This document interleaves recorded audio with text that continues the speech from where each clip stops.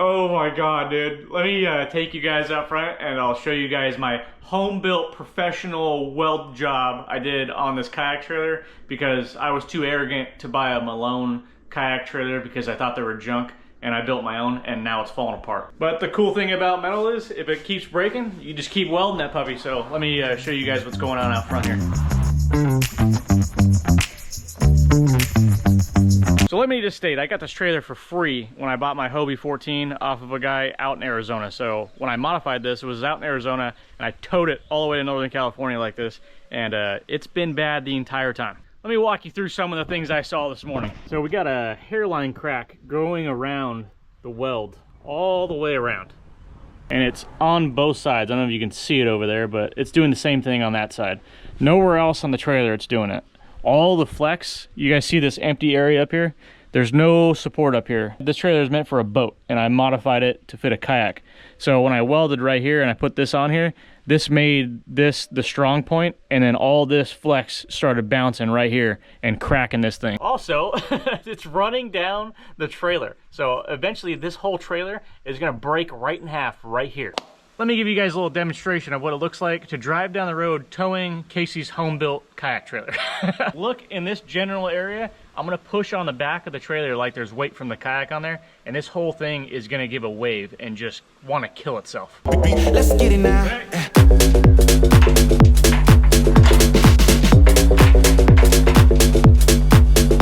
So I knew one day this trailer was gonna do this, especially towing it from Arizona to Northern California. I got to watch this trailer just snap the entire time I was driving it up here.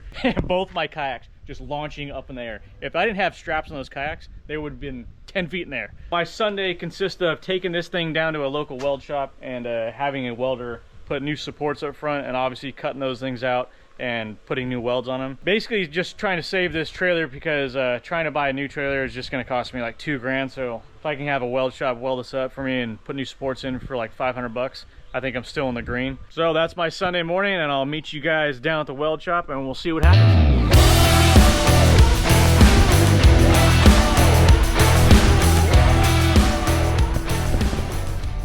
All right, boys, we're in Oakley, California, and I found this place on Google. Obviously, like everything else, is Fred's Welding. Fred's looks like it's on a dirt road in a vineyard, so this is kind of cool. Up in Northern California, if you haven't been up here, anywhere they can put a vineyard, they're putting a vineyard. A lot of grapes, a lot of wineries, a lot of stuff up here to do. But we're gonna head up to Fred's and see if he can help us with this trailer back here before it snaps completely in half. Looks like Fred's got some big stuff, big welding project. Look at the amount of vineyards. Every turn on this dirt road. Look at that vineyard. Here's the shop. Little backstory. I used to sell steel to machine shops and welders, and you're playing with fire if you think you're gonna walk into their shop with a camera on. So I'm gonna keep the camera in the truck and see what these guys have to say and see if they can help me. I'll jump back in the truck and see what these guys say.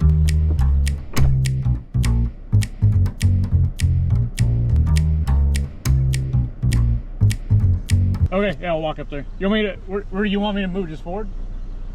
Yeah, wherever. Okay, cool.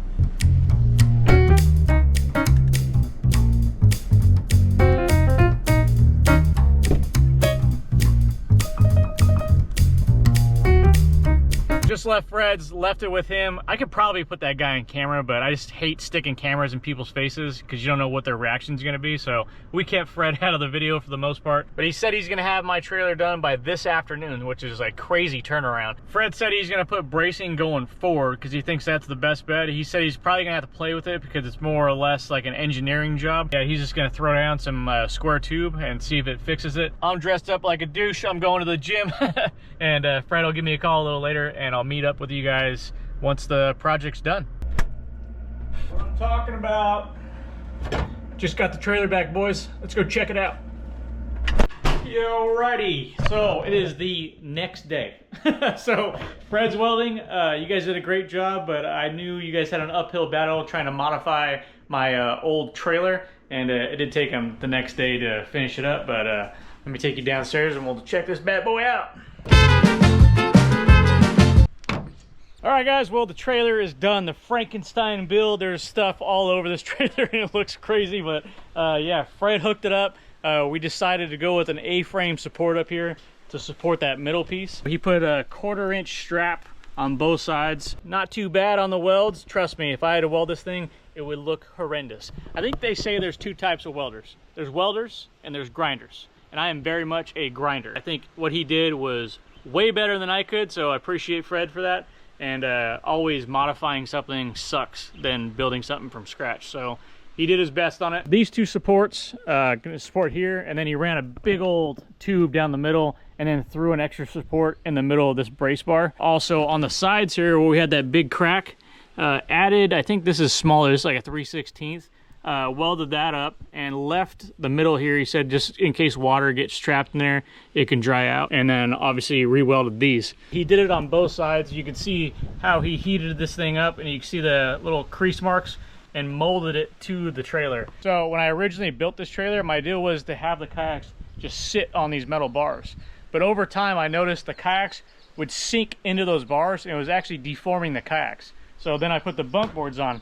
But then the bunk boards added 5 inches or so of extra height. So now the kayaks are way up in there. Fred decided to help me out and cut this trailer down about 4 or 5 inches and drop it to where the wheel well and the bunk boards are meeting. It's about as flush as you can get it. But the trailer is done, it is welded up, and I still gotta take a spray can to this thing. I think I might paint this trailer all black and sand this thing down and try to make it look at least a little better than it is. But the drive home, this thing was stiff as a board and had no hop to it, so I'm happy with it, and appreciate Fred out in Oakley for welding this thing up for me. We're back, boys. We're back in the water, and I'll probably see you guys next weekend out there. And yeah, appreciate you guys following along. See you guys next weekend.